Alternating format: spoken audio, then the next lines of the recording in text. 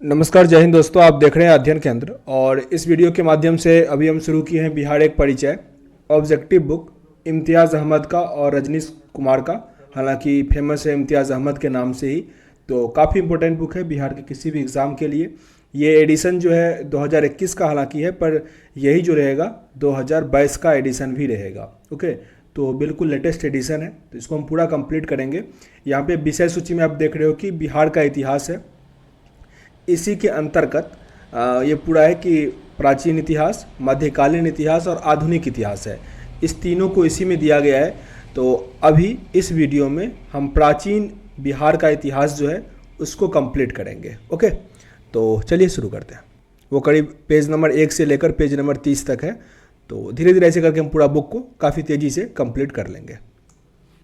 पहला प्रश्न है, राजनीति रत्नाकर पुरस्कार के लेखक कौन है? चंदेश्वर। मिथिला राजा के मंत्री चंदेश्वर ने अपनी रचना राजनीति रत्नाकर में राज्य के ब्रह्मनीति के आधार मंडल सिद्धांत बताया है। यह भी खड्गुण्य सिद्धांत और साम दान भेद और दंड के उपाय का प्रयोग का परामर्श देता है। कौन सा? चंदेश्वर का रत्नाकर पुस्तक। कौटिल्य की पुस्तक अर्थशास्त्र किस विषय पर आधारित है? चंद्रगुप्त की पुस्तक अर्थशास्त्र ये उस टाइम के शासनकाल, सिद्धांत और अभ्यास को दर्शाता है। ऑप्शन नंबर बी यहाँ सही था। उद्वंत प्रकाश के लेखक हैं मौली कवि। मौर्यकालीन स्थापत्य कला के साक्ष्य कहाँ से प्राप्त हुए हैं? तो पाटलिपुत्र से, राजगिरी से और बारावर की पहाड़ी से भी। तो आंसर यहाँ पे डी सही है, तीनों मतलब सही है। बिहार पर गहड वालों के आधिपत्य का प्रमाण मिलता है मनेर तामपत्र से। बिहार के किस तुर्क राजवंश के अभिलेख प्राप्त हुए हैं? तुगलक वंश। बिहार के किस क्षेत्र के संबंध में वसाती नूल उन्स एक मूल्यवान स्रोत है? Tirhut. Option number A. Bihar आने वाले महत्वपूर्ण चीनी यात्री का नाम, तो यहाँ पे फाहियान भी आया था, इत्सिंग और युआन चांग भी आया था। यानी आंसर यहाँ पे क्या है? डी सही हो जाएगा। ये सब बिहार आने वाले चीनी यात्री थे। मुगल काल में बिहार आने वाले प्रथम विदेशी यात्री मुल्ला तकिया। निम्नलिखित यूरोपीय यात्रियों में से कौन बिहार नहीं आया था? तो फ्रांसीय वर्णीय नहीं आया था, जबकि मैनरिक, जॉन मार्शल, पीटर मुंडी ये सब यूरोपीय यात्री थे जो बिहार आए हुए थे। बहरिस्ताने गोबी किसकी रचना है? बहरिस्ताने गोबी रचना है मिर्जा नाथन। प्राचीन बिहार के इतिहास की जानकारी का मुख्य स्रोत में आ जाएगा भग्नावशेष, यात्रा वृत्तांत, अभिलेख, सिक्के और धार्मिक ग्रंथ। यहाँ पे सभी जो है इसके थ्रू हम इतिहास की जानकारी प्राप्त करते हैं। प्राचीन पाटलिपुत्र के संबंध में जानकारी के स्रोत हैं भाग्यानावेश, धार्मिक ग्रंथ और यात्रा वृत्तांत। सब कुछ है, पर ऑप्शन के अकॉर्डिंग आंसर यहाँ पे डी सही है। बिहार में मौर्यकालीन अभिलेख प्राप्त हुए हैं। मौर्यकालीन अभिलेख मिला है लोहिया नंदनगढ़ से और सहसाराम साथी रामपुरवा से भी। आंसर यहाँ पे सी है, ये मौर्यकालीन अभिलेख प्राप्त हुआ है। अशोक का लघु शिलालेख कहाँ से प्राप्त हुआ? सहसाराम। साथ ही शेरशाह सूरी को यहीं पे दफनाया गया था। बिहार से प्राप्त मौर्यकालीन अभिलेख की भाषा प्राकृत।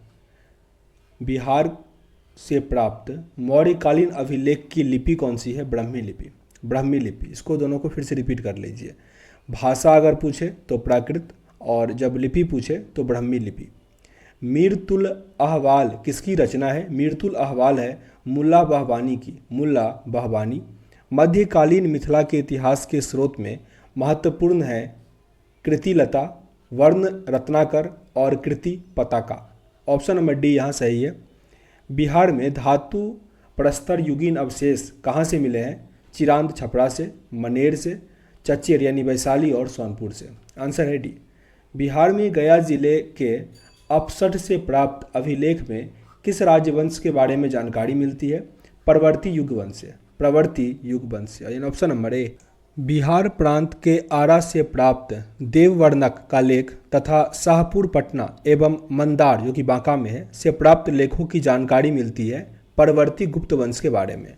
देववर्णाक के अभिलेख में परवर्ती गुप्त शासक देवगुप्त, विष्णुगुप्त और जीवितगुप्त द्वितीय का नाम मिलता है। पाल शासकों के बारे में कौन सी जानकारी मिलती है? तो देवपाल के जो अभिलेख हैं वो मुंगेर से प्राप्त हुए। नारायण पाल का भागलपुर ताम्रपत्रिका अभिलेख से। महिपाल प्रथम के नालंदा और मुजफ्फरपुर अभिलेख से प्राप्त हुआ। तो यहाँ पे सारे कथन सही है पाल शासक के बारे में, ऑप्शन डी सही है। बिहार के लिए सर्वाधिक प्राचीन साहित्यिक स्रोत कौन सा है? अर्थववेद। अर्थववेद। बिहार में स्थित महाजनपदों के बारे में जानकारी मिलती है अंगुतर निकाय से। महाजनपदों की जानकारी कहाँ से मिलती है? अंगुतर निकाय से। नालंदा के सरायटीला में उत्खनन से प्राप्त हुआ है पाल काल का बौद्ध विहार। पाल काल का बौद्ध विहार। बौद्ध साहित्य, विनय पिटक एवं दिघ निकाय की जानकारी कहाँ से मिलती है? मगध के राजतंत्र और वैशाली के गणतंत्र के बारे में, साथ ही मौर्योत्तर विकास के मतलब बिहार के बारे में। आंसर यहाँ पे सी है, ए और बी दोनों सही है। आगे प्रश्न पे आते हैं। बिहार में बड़े पैमाने पर उत्खनन कार्य करवाने वाला तथा कई प्राचीन स्थानों की खोज करने वाले पुरातत्ववेत्ता कौन थे? कनिंघम। नालंदा में स्थित बड़ा गांव का पता किसने लगाया? कनिंघम ने लगाया। वहाँ पे 2 अभिलेख भी मिले हैं जिन पर नालंदा का नाम उत्कीर्ण है। बिहार शरीफ में कुमारगुप्त प्रथम और स्कंदगुप्त का प्रसिद्ध स्तंभ भी प्राप्त हुआ है। कनिंघम ने बोधगया के मंदिर की भी खोज की थी। कनिंघम। क्वेश्चन नंबर 30 है। पुरातत्ववेत्ता कनिंघम ने बिहार की खोज की थी केसरिया स्तूप चंपारण में, लोरिया अरारेज का अशोक स्तंभ, बसाढ़ के अवशेषों के आधार पर वैशाली के प्राचीन स्थल। तो यहाँ पे तीनों सही है कनिंघम के बारे में, ऑप्शन नंबर डी आपका सही था। विदेह के राजा जनक ने निष्क और सुवर्ण या सतनाम उपहार में दिए, यह कहाँ वर्णित है? ये वर्णित है बृहदारण्यक उपनिषद में। बृहदारण्यक उपनिषद।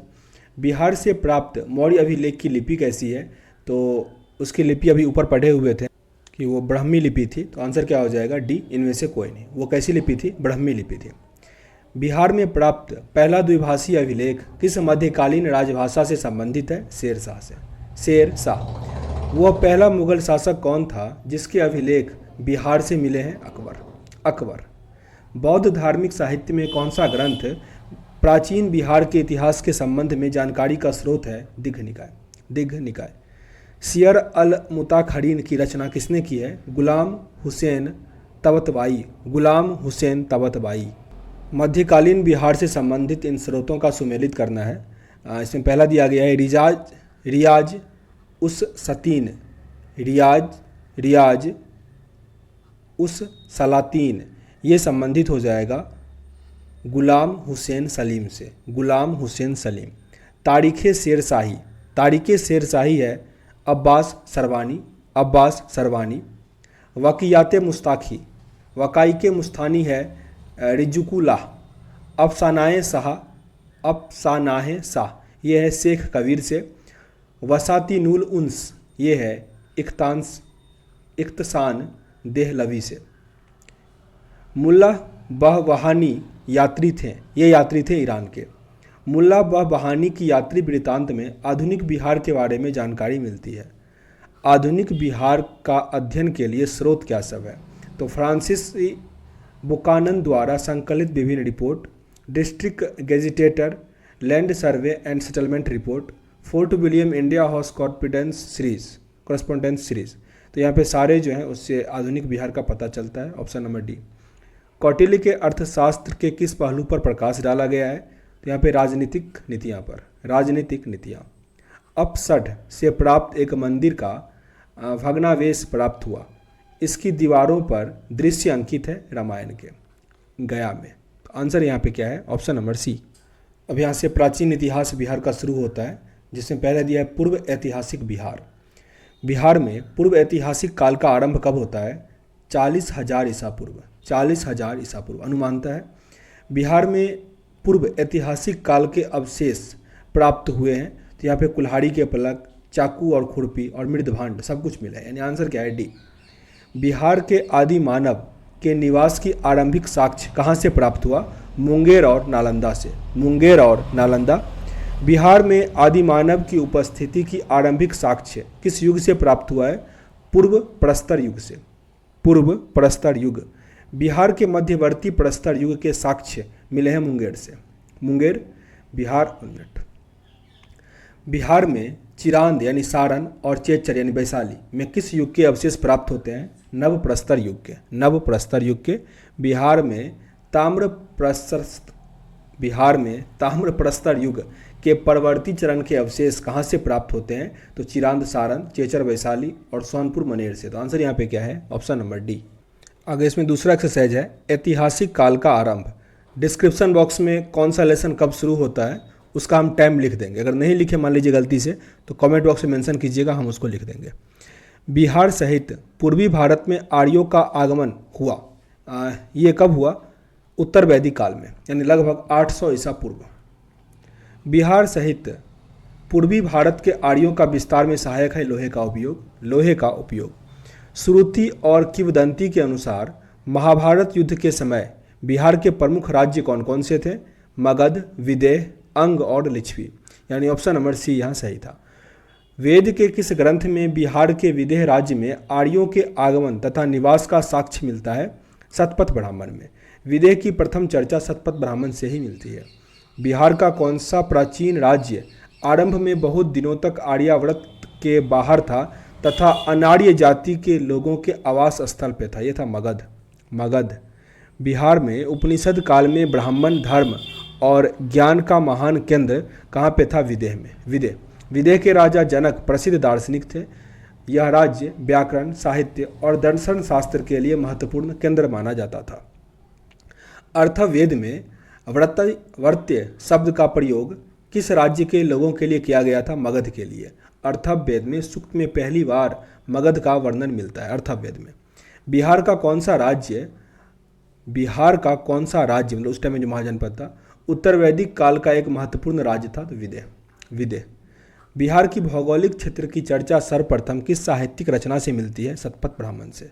शतपथ ब्राह्मण। आगे याद दिया गया महाजनपद। 6ठी शताब्दी ईसा पूर्व में भारत में 16 महाजनपदों का उदय हुआ। इनमें से महाजनपद वर्तमान में बिहार के क्षेत्र में स्थित है, तो 3 महाजनपद हैं। 16 महाजनपदों के बारे में जानकारी बौद्ध धर्म के अंगुत्तर निकाय से प्राप्त होती है। निम्नलिखित में से कौन सा महाजनपद वर्तमान में बिहार क्षेत्र में स्थित नहीं है? तो वत्स्य नहीं है, जबकि अंग, वज्जी और मगध, ये भी हम 3 पढ़े थे कि 3 महाजनपद बिहार में है, तो वो यही सब है, अंग, वज्जी और मगध। बिहार के किन क्षेत्रों में अंग महाजनपद की स्थिति है? तो ये भागलपुर और मुंगेर में है। भागलपुर और मुंगेर। अंग महाजनपद की राजधानी कहाँ थी? चंपा। अंग महाजनपद की राजधानी कहाँ थी? चंपा। बुद्ध के समय तक चंपा की गणना भारत के 6 महानगरीय में की जाती थी। बिहार के पटना तथा गया का जिला किस महाजनपद में सम्मिलित था? मगध में। मगध। मगध महाजनपद की राजधानी कहाँ थी? गिरिव्रज, राजगीर। गिरिव्रज, राजगीर। मगध तथा अंग महाजनपद को कौन सी नदी पृथक करती थी? ये चंपा नदी पृथक करती थी। चंपा नदी, यानी ऑप्शन नंबर सी। बिहार में स्थित कौन सा महाजनपद 8 राज्यों का एक संघ था? Vajji. Vajji, option number B. Vajji संघ का कौन सा राज्य सम्मिलित नहीं था? तो यहाँ पे चेदी नहीं था, जबकि लिच्छवी, ज्ञात्रक और विदेह ये वज्जी संघ में सम्मिलित था। क्वेश्चन नंबर 10 है, वज्जी संघ की राजधानी कहाँ थी? वैशाली। लिच्छवी की राजधानी भी कहाँ थी? वैशाली ही थी। बिहार के भागों में स्थित कौन सा महाजनपद में गणतंत्र था? गणतंत्र था वज्जी, पर सबसे पहला जो गणतंत्र हुआ उसको वैशाली, वैशाली याद रखिएगा, क्योंकि वज्जी संघ की राजधानी ही थी वैशाली, ठीक ना। या वैशाली नहीं है तो वज्जी हो जाएगा। ईस्वी पूर्व 6ठी सदी में विश्व की प्रथम गणतांत्रिक व्यवस्था कहाँ पे आई थी? वैशाली। वेरी वेरी इंपॉर्टेंट है ये, वैशाली। मगध की प्रथम राजधानी कौन सी थी? गिरिव्रज, राजगिरी। गिरिव्रज, राजगिरी। देखो सारे प्रश्न पूछे गए हैं तो उसको अंडर एस्टिमेट नहीं करना। प्राचीन भारत के 16 महाजनपदों में से एक कौन सा था? अंग। अंग। 16 महाजनपद जो थे उसमें से अंग भी था। विश्व का प्रथम गणतंत्र वैशाली में किसके द्वारा स्थापित किया गया था? लिच्छवी के द्वारा। लिच्छवी। ऑप्शन नंबर डी यहाँ आपका सही हो जाएगा। आगे यहाँ से जैन धर्म शुरू होता है। जैन धर्म के वास्तविक संस्थापक और 24वें और अंतिम तीर्थकर महावीर का जन्म कहाँ हुआ था? कुंडलग्राम में। कुंडलग्राम। और महावीर के बचपन का नाम क्या था? वर्धमान। वर्धमान। महावीर का जन्म स्थल कुंडलग्राम बिहार के किस जिले में आता है? ये आता है वैशाली में। वैशाली। महावीर स्वामी का जन्म का वर्ष आमतौर पर 540 ईसा पूर्व में माना जाता है, 540 ईसा पूर्व। महावीर स्वामी के पिता सिद्धार्थ का संबंध किससे था? तो ये वज्जी संघ से थे, वज्जी संघ। सिद्धार्थ वज्जी संघ के गणराज्य कुंडल ग्राम में ज्ञात्रिक क्षत्रिय के प्रमुख थे। आगे है, महावीर स्वामी की माता त्रिशला राजकुमारी थी। कहाँ की राजकुमारी थी? लिच्छवी की, लिच्छवी। त्रिशला लिच्छवी प्रमुख चेटक की बहन थी। महावीर स्वामी ने अपना अंतिम उपदेश कहाँ दिया था? महावीर स्वामी ने अपना अंतिम उपदेश पावापुरी में दिया था। पावापुरी बिहार के नालंदा जिला में स्थित है। महावीर की मृत्यु हुई थी पावापुरी में, महावीर की मृत्यु पावापुरी में हुई थी।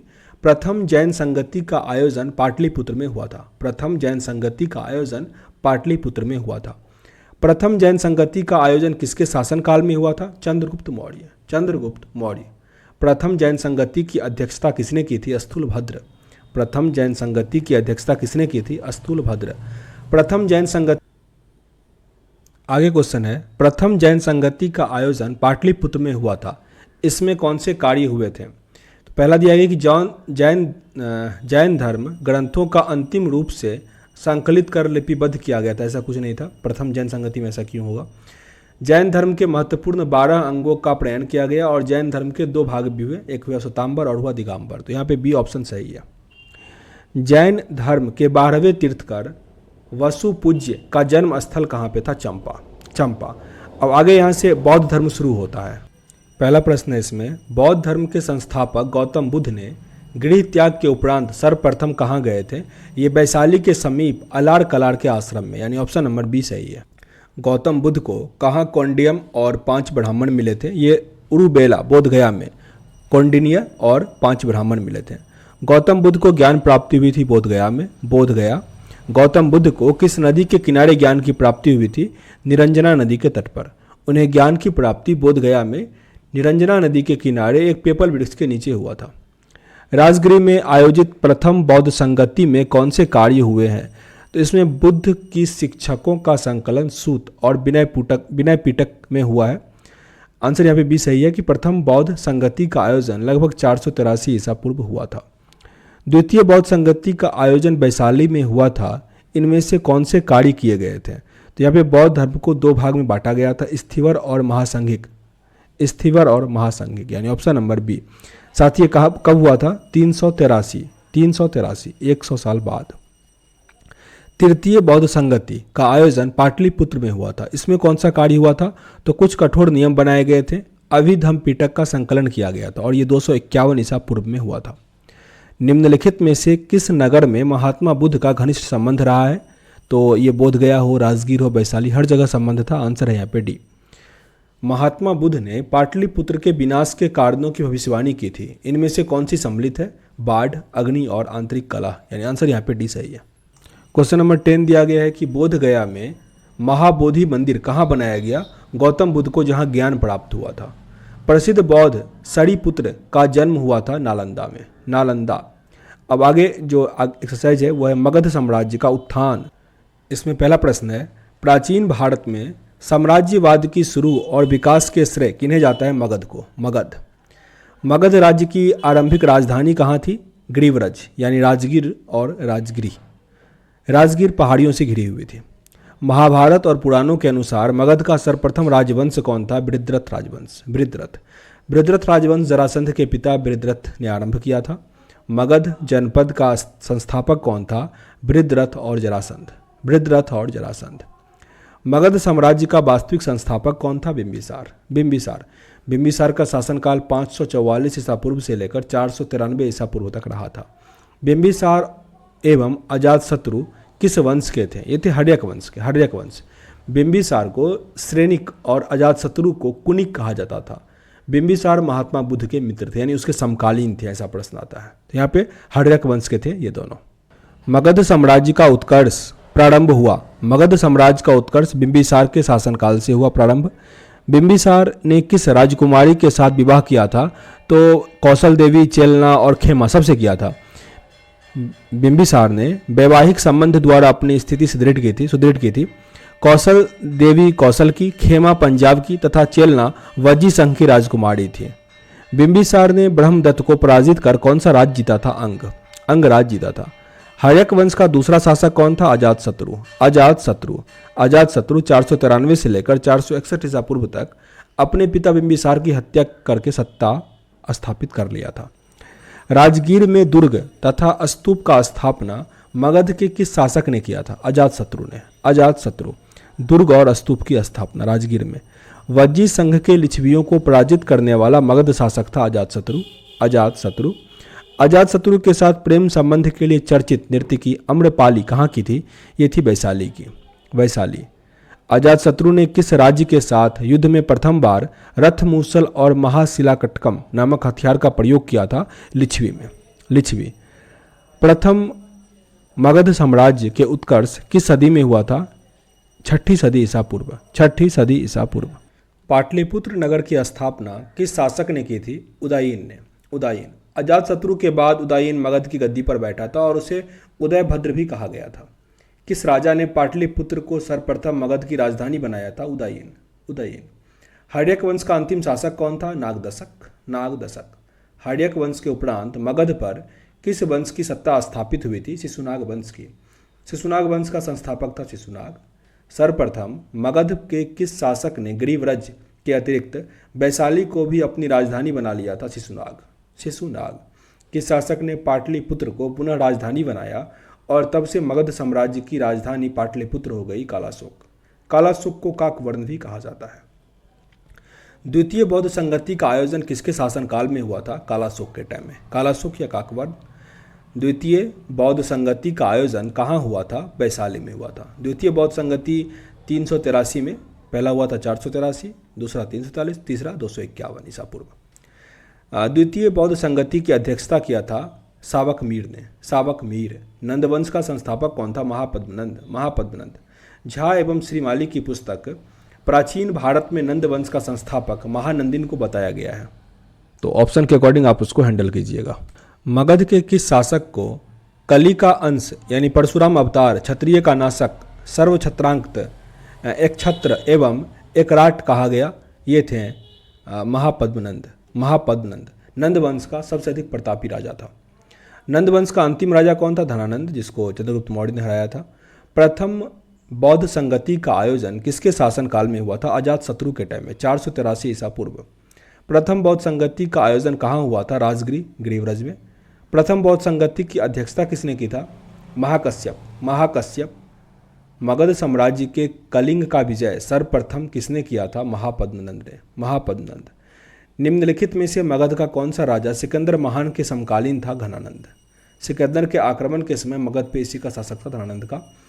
निम्नलिखित में से किस राजा ने पाटलिपुत्र को बसाया था? उदयन। उदयन। मगध के शासक अजातशत्रु ने किसके आक्रमणों के प्रतिरोध में गंगा और सोन के संगम पर अवस्थित पटलीग्राम को सुरक्षित तथा किलों से सुसज्जित किया, जो आगे चलकर पाटलिपुत्र नगर बना? तो यह किया था वैशाली ने वैशाली के बज्जियों से सुरक्षित करने के लिए। अब यहाँ से आगे शुरू होता है मौर्य साम्राज्य। मौर्य साम्राज्य का संस्थापक कौन था? चंद्रगुप्त मौर्य। चंद्रगुप्त मौर्य। मौर्य साम्राज्य की राजधानी कहाँ थी? पाटलिपुत्र। पाटलिपुत्र। चंद्रगुप्त मौर्य ने मगध की सत्ता किसकी सहायता से प्राप्त की थी? चाणक्य यानी विष्णुगुप्त, जिसको और क्या कहते हैं? कौटिल्य। मौर्य साम्राज्य की स्थापना हुई थी 320 ईसा पूर्व। 320 ईसा पूर्व। यूनानी दूत मेगास्थनीज किसके दरबार में पाटलिपुत्र आया था? चंद्रगुप्त मौर्य के दरबार में। चंद्रगुप्त मौर्य के दरबार में यूनानी दूत मेगास्थनीज आया हुआ था। मेगास्थनीज का पाटलिपुत्र आगमन कब हुआ? तो 315 ईसा पूर्व। 315 ईसा पूर्व। चंद्रगुप्त मौर्य के दरबार में मेगास्थनीज को भेजने वाला शासक जो था वो था सेल्यूकस। सेल्यूकस। किस शासक के शासनकाल के समय मगध पर 12 वर्षों का भीषण अकाल पड़ा था? चंद्रगुप्त मौर्य के टाइम में। और साथ ही ये भी प्रश्न आता है कि सेल्यूकस जो है किसके समकालीन था? तो चंद्रगुप्त मौर्य के। चंद्रगुप्त मौर्य का प्रधानमंत्री का नाम चाणक्य था। किससे मुक्ति दिलाने के कारण चंद्रगुप्त मौर्य को भारत का मुक्तिदाता कहा जाता है? यूनानियों से। यूनानी। वह स्रोत जिसमें पाटलिपुत्र के प्रशासन का वर्णन है वो है इंडिका। इंडिका। नंद वंश के पश्चात मगध पर किस राजवंश का शासक था? मौर्य का। मौर्य। मेगास्थनीज की पुस्तक का नाम क्या है? इंडिका। मेगास्थनीज की पुस्तक का नाम इंडिका।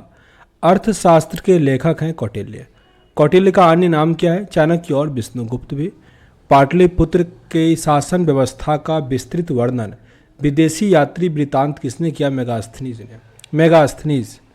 चंद्रगुप्त मौर्य के उपरांत मौर्य शासक कौन बना था? बिंदुसार। बिंदुसार। किस मौर्य शासक के दरबार में आजीवक भविष्यवक्ता पिंगलस वत्स्य रहता था? बिंदुसार के शासनकाल में ये रहता था पिंगल वत्स्य। पिंगल वत्स्य ने अशोक के बारे में भविष्यवाणी की थी कि वो एक महान राजा बनेगा। अशोक द्वारा अपने पड़ोसी के साथ मैत्रीपूर्ण संबंधों का उल्लेख मिलता है शिलालेख 13 में। शिलालेख 13। तृतीय बौद्ध संगति का आयोजन किसके शासनकाल में हुआ था? अशोक के शासनकाल में। तृतीय बौद्ध संगति की अध्यक्षता किसने की थी? मोगलीपुत्र तिस ने। मोगलीपुत्र तिस। तृतीय बौद्ध संगति का आयोजन हुआ था पाटलिपुत्र में। पाटलिपुत्र। तृतीय बौद्ध संगति का आयोजन हुआ कब था? 251 ईसा पूर्व। फिर से रिपीट कर लेते हैं कब किसका हुआ था। तो 483 वाले में पहला था, 383 वाले में दूसरा बौद्ध संगति और 251 ईसा पूर्व वाले में तीसरा। किस मौर्य शासक ने कलिंग पर विजय प्राप्त किया था? कलिंग पर विजय प्राप्त किया था सम्राट अशोक ने। सम्राट अशोक। किस युद्ध में भारी तबाही और जान माल की हानि को देखकर अशोक का हृदय परिवर्तित हुआ और उसने युद्ध नीति त्याग कर धम्म नीति की घोषणा की थी? कलिंग से। कलिंग। अशोक का धम्म कौन सा था? नैतिक आचार संहिता। नैतिक आचार संहिता। मौर्य साम्राज्य को केंद्रीय न्यायालय कहाँ स्थित था? पाटलिपुत्र में। पाटलिपुत्र। अशोक ने अपने धम्म यात्रा के अंतर्गत सर्वप्रथम किस जगह की यात्रा की थी? बोध गया में। बोध गया। अशोक ने अपने धम्म यात्रा के अंतर्गत बोध गया की यात्रा किसके राज्याभिषेक में किया गया था? तो 10वें वर्ष में। रिपीट करते हैं। अशोक ने अपने धम्म यात्रा के अंतर्गत बोध गया की यात्रा अपने राज्याभिषेक के किस वर्ष में की थी? तो 10वें वर्ष में। अशोक के स्तंभ लेख बिहार के किस जिले से प्राप्त हुए? चंपारण। चंपारण। बिहार से प्राप्त होने वाले अशोक के स्तंभ लेख कौन से नहीं हैं? तो रुमिनदेई। रुमिनदेई। अशोक के समय मौर्य साम्राज्य में 5 प्रांत का उल्लेख मिलता है। उनमें से एक प्राची या प्राची प्रांत की राजधानी कहाँ थी? पाटलिपुत्र। पाटलिपुत्र। पाटलिपुत्र में स्थित चंद्रगुप्त का महल मुख्यतः क्या बना था? लकड़ी का। लकड़ी का बना था महल। चंद्रगुप्त मौर्य का राजप्रसाद स्थित था कुम्भरहार में। कुम्भरहार पटना में। कुम्भरहार से 80 स्तंभ वाला मौर्यकालीन सभागार या राजमहल का अवशेष मिला है। किस विद्वान ने चंद्रगुप्त मौर्य के राजप्रसाद के बारे में कहा कि इसकी शान शौकत का मुकाबला ना तो सूसा ना एक बेतना कर सकता है? ये था एरियन ने कहा था। एरियन। चंद्रगुप्त मौर्य के बारे में। चंद्रगुप्त मौर्य के राजप्रसाद के बारे में किसने कहा था कि यह प्रसाद मानव कृति नहीं वरन देवों के द्वारा निर्मित है? फाहियान ने कहा था। फाहियान। किस शासक ने गया के निकट बाड़ावर की पहाड़ियों में आजीविकों के लिए गुफाओं का निर्माण करवाया था? सम्राट अशोक ने। ये 4 गुफाएं थे, सुदामा, विश्व झोपड़ी, चौपार और कर्ण। गया के समीप गया अर्जुनी की पहाड़ियों में प्रसिद्ध गोपी गुफा का निर्माण करवाया था? दशरथ ने। दशरथ अशोक का पुत्र था जिसने नागार्जुनी पहाड़ियों में आजीविकाओं के लिए 3 गुफाओं का निर्माण करवाया था, जिसमें एक गुफी जो गोपी गुफा था वो भी सम्मिलित था। मौर्यकालीन चमार गृहिणी यक्षी प्राप्ति हुई थी दीदारगंज पटना से। इसे त्रिरत्न के नाम से भी जाना जाता है। बिहार के किस स्थान से मौर्य काल में बने जैन तीर्थकरों की प्रतिमा प्राप्त हुई? लोहानीपुर से। लोहानीपुर पटना। पाटलिपुत्र के नगर निगम तथा सुंदरता का वर्णन कहाँ किया गया है? मेगास्थनीज ने। मेगास्थनीज ने किया। पाटलिपुत्र को किस शासक ने सर्वप्रथम अपनी राजधानी बनाया? चंद्रगुप्त मौर्य। चंद्रगुप्त मौर्य। अशोक के शासनकाल में बौद्ध सभा किस नगर में आयोजित की गई थी? ये हुआ था पाटलिपुत्र में। पाटलिपुत्र। किसके शासनकाल में मिस्र के राजा मिलाडेल्पस ने डियानिसियस नामक राजदूत को पाटलिपुत्र भेजा था? बिंदुसार। बिंदुसार। किस विद्वान के अनुसार चंद्रगुप्त मौर्य ने पॉलीब्रोथस यानी पाटलिपुत्रक उपनाम धारण किया था? स्ट्रोबे। स्ट्रोबे। यूनानी दूत डिमोल्किस के आगमन मगध के किस शासनकाल में या किसके राजा के टाइम में हुआ था? बिंदुसार के टाइम में। केवल वह स्तंभ जिसमें अशोक ने स्वयं को मगध का सम्राट बताया वो था भाब्रू स्तंभ। भाब्रू स्तंभ।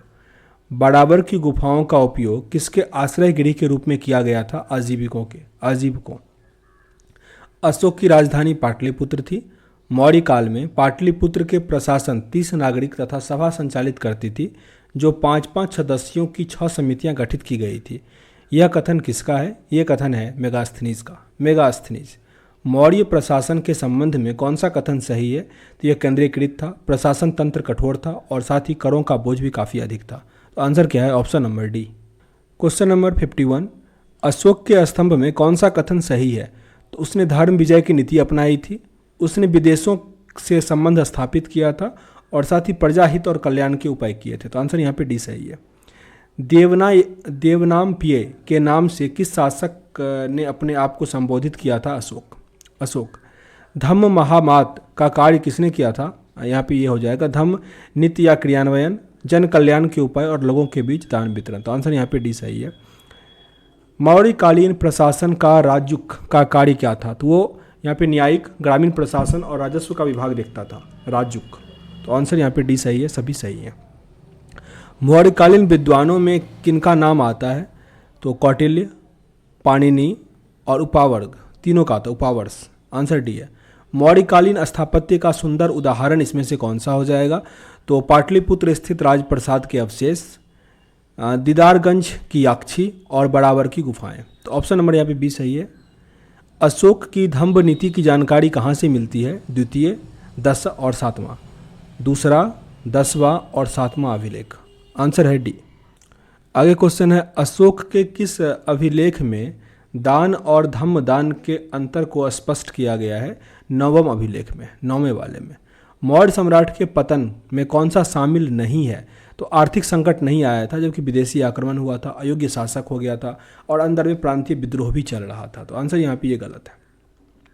अब मौर्य उत्तर बिहार है, मतलब मौर्य काल के बाद का बिहार का स्थिति। अभी हम प्राचीन जो इतिहास है ना बिहार का, वो पूरा कंप्लीट करेंगे। वीडियो संभवतः करीब 50 मिनट के आसपास तक जाएगा। मौर्य साम्राज्य के उपरांत मगध पर किस वंश का शासक स्थापित किया गया था? सुगवंश का। सुगवंश का शासनकाल 185 ईस्वी से लेकर 75 ईसा पूर्व तक चला था। सुगवंश का संस्थापक कौन था? पुष्यमित्र का शासनकाल 185 ईसा पूर्व से लेकर 149 ईसा पूर्व तक गया था। किस सुग शासक ने पाटलिपुत्र में स्थित कुकुटराम विहार को 3 बार नष्ट करने का प्रयत्न किया था? पुष्यमित्र ने ब्राह्मण धर्म को पुनरुद्धार और बौद्धों के साथ उत्पीड़न और आक्रामक व्यवहार किया था। पाटलिपुत्र पर यवन डेमेट्रियस का आक्रमण किस वंश के शासन के टाइम में हुआ था? सुगवंश के टाइम में। सुगवंश। पाटलिपुत्र पर डेमेट्रियस का आक्रमण कब हुआ था? 185 ईसा पूर्व। मगध के प्रथम ब्राह्मण राज्य किसने स्थापित किया था? पुष्यमित्र। सुगवंश के पतन के बाद मगध पर किस वंश का शासन हुआ था? कण्व वंश का शासन 75 ईस्वी पूर्व से लेकर 30 ईस्वी पूर्व तक रहा। कान्व वंश का संस्थापक कौन था? कान्व वंश का संस्थापक वसुदेव। सुगवंश का अंतिम शासक देवहूति की हत्या कर उसके सचिव वसुदेव ने मगध में कण्व वंश की नींव डाली थी। कण्व वंश का सत्ता समाप्त किसने किया? आंध्र सातवाहन ने। कण्व वंश के उपरांत पाटलिपुत्र पर कुछ समय के लिए किस वंश के राजाओं ने शासन किया था? मित्र वंश। सुग कला में उत्कृष्ट नमूने बिहार के किस स्थान से प्राप्त होते हैं? बोध गया। कनिष्क ने पाटलिपुत्र के किस बौद्ध विद्वान को अपने दरबार में आश्रय दिया था? तो ये थे अश्वघोष। कनिष्क पाटलिपुत्र का राजा को बुरी तरह से प्राप्त किया तथा हरजाने के रूप में वहां के अश्वघोष बुद्ध का भिक्षा पात्र और एक अद्भुत मुर्गा ले आया था। मगध के शासन करने वाले राजवंश का सही क्रम में लगाना है तो पहले हर्यक वंश, फिर शिशुनाग, नंद, मौर्य, सुग और लास्ट में कण्व वंश। सुग वंश की राजधानी कहाँ थी? पाटलिपुत्र। कण्व वंश की राजधानी कहाँ थी? पाटलिपुत्र। सुग वंश का भी और कण्व वंश का भी पाटलिपुत्र। कलिंग शासक खारवेल ने मगध पर आक्रमण किया था तो ये 1ली सदी ईस्वी के अंत में किया गया था, 1ली शताब्दी ईसा पूर्व।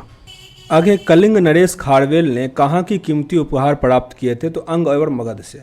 उपहारों में जिनकी प्रतिमा और पदचिन्ह भी शामिल था। कुषाण साम्राज्य के पतन के उपरांत संभवतः मगध का शासक कौन रहा? तो लिच्छवियों का रहा। कुछ इतिहासकारों के अनुसार मगध पर शक मुंडरों का नियंत्रण रहा, पर लिच्छवियों का आपको टिक करना है। गार्गी संहिता में पाटलिपुत्र पर यवनों के आक्रमण का उल्लेख है। यह आक्रमण किसके शासनकाल में हुआ था? पुष्यमित्र शुक के टाइम में। पुष्यमित्र शुक। सुप्रसिद्ध बौद्ध विद्वान अश्वघोष को प्रश्रय देने वाला शासक कौन सा था? कनिष्क था। कनिष्क। अब यहाँ से गुप्त कालीन बिहार शुरू होता है। चंद्रगुप्त प्रथम का राज्याभिषेक कब हुआ था? पाटलिपुत्र में हुआ था। चंद्रगुप्त प्रथम का राज्याभिषेक कहाँ हुआ था? पाटलिपुत्र। चंद्रगुप्त के पाटलिपुत्र में राज्याभिषेक और गुप्त वंश की स्थापना ये हुई थी 320 ईस्वी में। 320। किस शासक ने वैशाली के लिच्छवी राजकुमारी कुमार देवी के साथ विवाह किया था? चंद्रगुप्त प्रथम ने। चंद्रगुप्त प्रथम ने 320 ईस्वी में महाराज धीराज की उपाधि धारण की थी पाटलिपुत्र में ही। 320 ईस्वी में चंद्रगुप्त ने गुप्त संवत का भी प्रचलन किया था। किस शासक ने स्वयं को लिच्छवी दोहित्र कहा था? लिच्छवी दोहित्र कहा गया था समुद्रगुप्त ने। बिहार के गुप्त शक्ति का संगठन का श्रेय जाता है चंद्रगुप्त द्वितीय को। चंद्रगुप्त द्वितीय। गुप्त साम्राज्य का प्रथम राजधानी था पाटलिपुत्र। पाटलिपुत्र। किस शासक को श्रीलंका के राजा मेघवर्मन ने गया में एक बौद्ध मठ स्थापित करने की अनुमति मांगी थी? समुद्रगुप्त। समुद्रगुप्त। नालंदा विश्वविद्यालय की स्थापना का युग कौन सा है? गुप्त। गुप्त। नालंदा विश्वविद्यालय का संस्थापक कौन था? कुमारगुप्त। कुमारगुप्त। बौद्ध गया के महाबोधि मंदिर की स्थापना की थी गुप्त काल में। गुप्त काल में। चीनी यात्री फाहियान किसके समय तक पाटलिपुत्र में रहा था? 3 साल तक रहा था। चंद्रगुप्त द्वितीय के शासनकाल में फाहियान भारत भ्रमण करने के लिए आया था और इसका उद्देश्य बौद्ध पांडुलिपि प्राप्त करना, जो कि काफ़ी इंपॉर्टेंट है। आर्यभट्ट का संबंध किस नगर से है? तो ये पाटलिपुत्र से था। गुप्त काल में एक सुंदर कार्तिकेय की मूर्ति किस जिले से प्राप्त हुई? शाहाबाद से। शाहाबाद। बिहार में 7.5 फुट ऊंची बुद्ध देव की एक पीतल की मूर्ति कहाँ मिली थी? सुल्तानगंज से। सुल्तानगंज। राजगीर के मणिनाग मंदिर में पत्थर पर खोदे गए गणेश, विष्णु और नागमणियों का चित्र है। यह किस काल का है? गुप्त काल का। गुप्त काल। राजगृह में स्थित जरासंध की बैठक की निर्माण की कला किस काल में हुआ था? गुप्त काल में। गुप्त काल। तिरभुक्ति, जिसे आधुनिक दरभंगा कहते हैं, का राज्यपाल कौन था? गोविंद गुप्त। गोविंद गुप्त चंद्रगुप्त द्वितीय का छोटा पुत्र था। बिहार में बौद्ध बिहार का प्राचीनतम केंद्र नालंदा था। नालंदा। नालंदा विश्वविद्यालय किस लिए प्रसिद्ध था? तो ये बौद्ध धर्म दर्शन के लिए। बौद्ध धर्म दर्शन के लिए। नालंदा में अवस्थित भारतीय विश्वविद्यालय में फाहियान किसके शासन के दौरान आया था? चंद्रगुप्त विक्रमादित्य के टाइम में। किसने यह वर्णन किया कि मध्य भारत के सभी देशों में मगध देश में सर्वाधिक नगर थे? धनपतियों में यहाँ चिकित्सालय बनाए गए थे जहाँ रोगियों को मुफ्त भोजन और दवाएं दी जाती थी। ये फाहियान ने कहा था। फाहियान। गुप्त संवत का आरंभ कब होता है? 320 ईस्वी में। 320 ईस्वी में। ऑप्शन नंबर सी। मगध शासकों में किसे भारत का नेपोलियन कहा जाता है? समुद्रगुप्त को। समुद्रगुप्त। सौराष्ट्र और मालवा क्षेत्र की विजय किस गुप्त सम्राट की है? चंद्रगुप्त द्वितीय यानी विक्रमादित्य की। प्रयाग प्रशस्ति के रचयिता हैं हरिसेन। प्रयाग प्रशस्ति हरिसेन। किस गुप्त सम्राट ने दक्षिण भारत में सफल सैनिक अभियान चलाया था? समुद्रगुप्त। समुद्रगुप्त। प्रयाग प्रशस्ति के किस सम्राट ने विजय अभियानों की चर्चा मिलती है? समुद्रगुप्त। समुद्रगुप्त। गुप्त साम्राज्य के पतन का क्या कारण था? कमजोर शासन, हुनों का आक्रमण और प्रशासन के सीमांत स्वरूप। तो यहाँ पे तीनों सही है। आगे मगध पर मिहिर कुल का आक्रमण किस शासनकाल के टाइम में हुआ था? नरसिंह गुप्त के टाइम में। नरसिंह गुप्त। गुप्त काल ज्ञान विज्ञान के विकास का स्वर्णिम युग था। इनमें योगदान करने वाले विद्वान कौन से थे? तो यहाँ पे बारह मिहिर भी था, आर्यभट्ट भी था और ब्रह्मगुप्त भी था। तो आंसर यहाँ पे सी है। 1, 2, 3 सही है। अब आगे जो हमारा एक्सरसाइज है वो है मगध में परवर्ती गुप्त शासक। मगध में परवर्ती गुप्त शासक। मगध में परवर्ती गुप्त शासक के संस्थापक कौन थे? कृष्णगुप्त। कृष्णगुप्त। कृष्णगुप्त के शासनकाल लगभग 510 से लेकर 525 ईस्वी तक चला था। मगध के किस परवर्ती गुप्त शासक ने मौखरी शासक को पराजित किया था? कुमारगुप्त तृतीय। कुमारगुप्त तृतीय। मौखरी शासक ने किसे परास्त कर मगध के अधिकांश भाग को जीत लिया था? दामोदर गुप्त। दामोदर गुप्त। हर्षवर्धन ने किसे मगध के क्षेत्र में अपना प्रतिनिधि बनाया था? माधव गुप्त। माधव गुप्त। हर्षवर्धन के मरणोपरांत बिहार के कुछ क्षेत्रों में कुछ समय के लिए तिब्बत की संप्रभुता स्थापित की गई थी, जिसका अंत किया गया था आदित्य सेन के द्वारा। तो बिहार के किसी स्थानीय शासक अर्जुन ने चीनी यात्रियों को क्षति पहुंचाई थी। प्रतिशोध में तिब्बत और नेपाल की सेनाओं ने बिहार पर आक्रमण किया था। मगध के किस प्रवर्ती गुप्त शासक ने अश्वमेध यज्ञ का आयोजन किया था? आदित्य सेन ने। आदित्य सेन। मगध के प्रवर्ती गुप्त वंश का अंतिम शासक कौन था? जीवित गुप्त द्वितीय। कन्नौज के शासक ने जीवित गुप्त द्वितीय की हत्या कर इस वंश को अंत कर दिया था। मगध के किस प्रवर्ती गुप्त शासक को असंख्य शत्रुओं का विजेता कहा गया? ये थे कृष्णगुप्त। कृष्णगुप्त। यह विद्वानों द्वारा सदा घिरा रहता था। मगध के प्रवर्ती गुप्त शासक और उसके उपाधियों को सुमेलित करना है तो इसमें पहला दिया हर्षगुप्त। हर्षगुप्त को वीर योद्धा कहा जाता है, वीर योद्धा। कुमार गुप्त, ये महाराज धीराज थे, कुमार गुप्त। जीवित गुप्त, जीवित गुप्त को राजाओं का शिरोमर यानी क्षितिज चूड़ामणि और अमर्त्य सेन को परम भट्टारक यानी महाराज धीराज। आगे मगध के किस प्रवर्ती गुप्त सम्राट के बारे में कहा जाता है कि उसे समुद्र तट तथा हिमालय के शत्रुओं को जीता था? ये थे जीवित गुप्त। जीवित गुप्त। हर्षवर्धन की मृत्यु के बाद मगध के अंतर्गत एक विस्तृत साम्राज्य स्थापित करने वाला प्रथम शासक था आदित्य सेन। आदित्य सेन। मगध के किस परवर्ती गुप्त सम्राट के शासनकाल में चीनी राजदूत वांग हुतिंग सेन भारत की यात्रा किया था? आदित्य सेन। आदित्य सेन के टाइम में। मगध के प्रवर्ती गुप्त शासक में पहले कृष्णगुप्त, फिर हर्षगुप्त, जीवित गुप्त, कुमार गुप्त, दामोदर गुप्त, महासेन गुप्त, देवगुप्त, माधव गुप्त और सबसे लास्ट में आदित्य सेन। आगे गुप्तोत्तर बिहार यानी गुप्त वंश के बाद का बिहार कैसा था? तो चीनी यात्री इतिसिंह बिहार का भ्रमण करने कब आया था? तो 673 ईस्वी में। इतिसिंह ने लगभग 675 तक लगातार 10 वर्षों तक नालंदा विश्वविद्यालय से शिक्षा प्राप्त की थी। आगे हर्षवर्धन के समय में बिहार राज्य में कौन सा विश्वविद्यालय प्रसिद्ध था? नालंदा विश्वविद्यालय। नालंदा।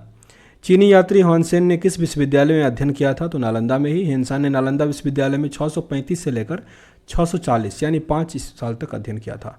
ह्वेनसेन ने पाटलिपुत्र की यात्रा किस विषय पर की थी? तो सन 635 में किया था पाटलिपुत्र की यात्रा।